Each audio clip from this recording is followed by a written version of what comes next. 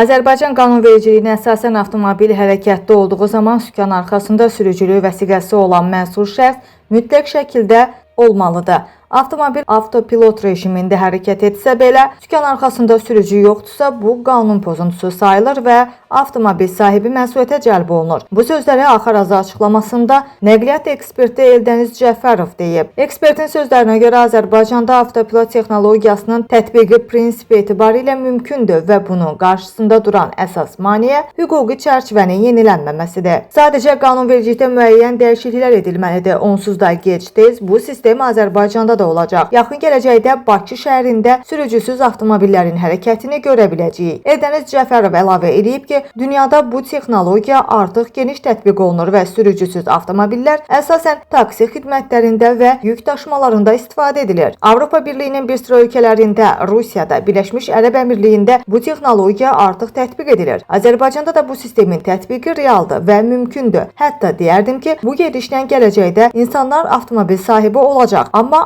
avtomobili idarə eləmək üçün sürücülük vəsiqəsinə ehtiyac qalmayacaq. Çünki avtomobillər tamamilə pilotsuz olacaq deyə ekspert açıqlamasında bildirib.